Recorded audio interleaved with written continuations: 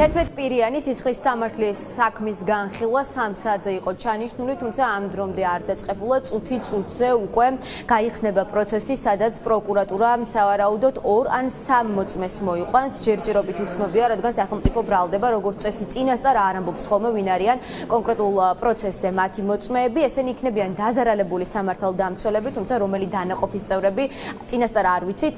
მათი ნაწილი იყო სპეცდანიშნულების რაზმიდან, ნაწილი კი კრიმინალური თუ საპატრულო პოლიციის თანამშრომლები. მნიშვნელოვანი არის ის გარემოება, რომ ვერც ერთი მოწმე, რომელიც სახელმწიფო ბრალდებამ სასამართლოში ამ დროის განმავლობაში მოიყვანა, ვერც ერთ პატიმარს ხელს ვერ ადებს, ვერ ამბობს, რომ რომელიმე მათგანი აქციაზე თუნდაც დაინახა, ან იცის, ვინ ისროლა მისი მიმართულებით რაიმე ტიპის საგანი, რომელმაც მას ზიანი მიაყენა. სწორედ ამიტომ დღეს ადვოკატები ამბობენ, რომ არანაირი ღირებულებითი მნიშვნელობა არ აქვს სახელს და გვარს ვის მოიყვანს სახელმწიფო ბრალდება, თუმცა სხვა შორის არსებობს ეჭვი, რომ დღეს ვინც სასამართლოში მოვა და მოწმის სახით ჩვენებას მისცემს, გამოყოფილ სისხლის სამართლის საქმეზე უკვე დაკითხულია.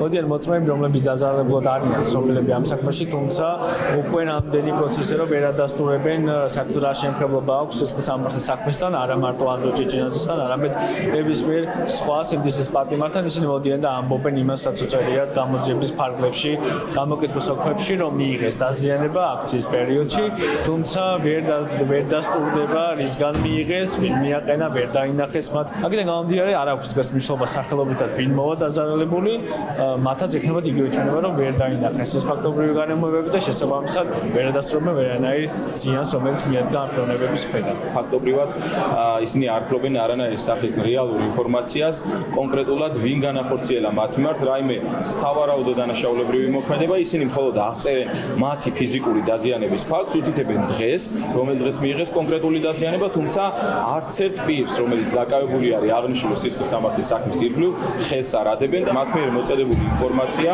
ბრალდების ხარის აღქმით სავარაუდოდ ემსახურება მანკიერ მიზანს და მიზანი არის ერთადერთი ის, რომ დათესოს სუბიექტური და ცალმხრივი ფონი, რომ თითქოს პოლიციელების მიმართ ხდებოდა ძალადობა და პოლიციელები იყვნენ მშვიდად და არ ძალადობდნენ არავისი.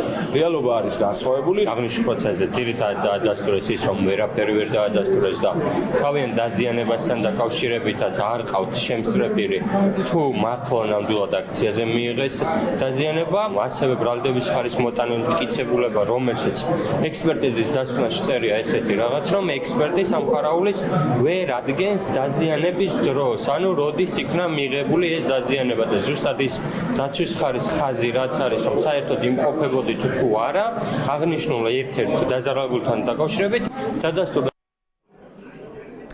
განსასჯელის სკამზე დღეს კიდევ ერთხელ იხდებიან ის პატიმრები, რომლების წინააღმდეგაც 5 თვის განმავლობაში სახელმწიფო ბრალდებამ ვერანაირი ხელშესახები და უტყუარი მტკიცებულება სასამართლოში ვერ წარმოადგინა, თუმცა 11-ივე მათგან 7 წლამდე პატიმრობა ემუქრება.